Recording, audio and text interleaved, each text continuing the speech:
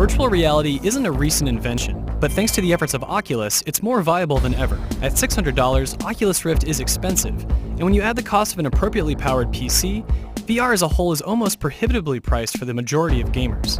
After spending a week using Rift, however, I can look past the price tag and see it for what it is, a key to a new era of entertainment. It lets you engage with games in ways that haven't been possible before, instilling a tangible sense of presence that's immediately exciting.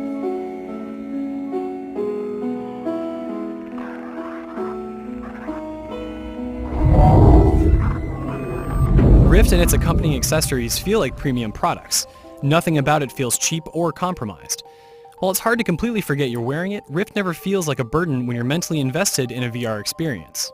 That said, games can still play with your senses in undesirable ways that Rift can't account for on its own. Adrift, for example, is a game about floating through a broken space station.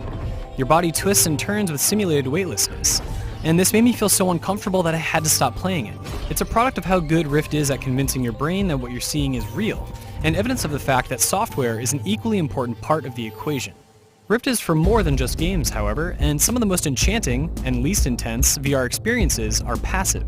There are 360-degree videos taken from locales around the world, as well as 3D-rendered short films that transport you to otherworldly locations, offering a taste of what virtual tourism and storytelling will be like once VR gains traction outside of video games. In order to get a smooth and enjoyable experience with Rift, you need a better-than-average gaming PC. The requirements aren't outrageous, and some people may only need to upgrade one or two components in their existing PC to get started. But to build or purchase a Rift-ready system will cost, at a minimum, close to $1,000, raising the entry fee considerably for some customers. Oculus has cultivated a wide array of games and passive experiences for launch, and everyone who has pre-ordered a Rift gets 2 games for free. One is Lucky's Tale, a 3D platformer set in an adorable cartoon landscape that borrows heavily from games like Super Mario 64. The other is Eve Valkyrie, a dogfighting game set in space. With racing, sports, adventure, horror, strategy, and puzzle games, to name a few of the genres represented in the launch lineup, there are plenty of ways to explore the potential VR introduces to video games.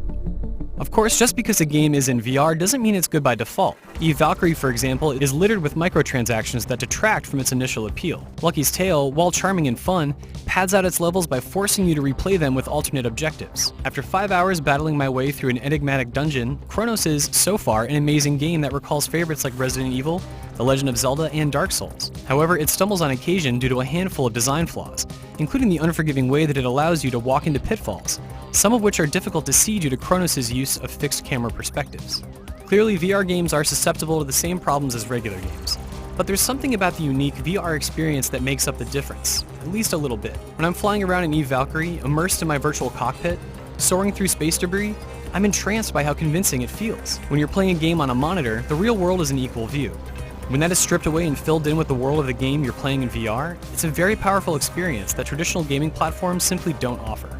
$600 is a lot to pay for a piece of gaming hardware, but Rift is different from a console or a new graphics card.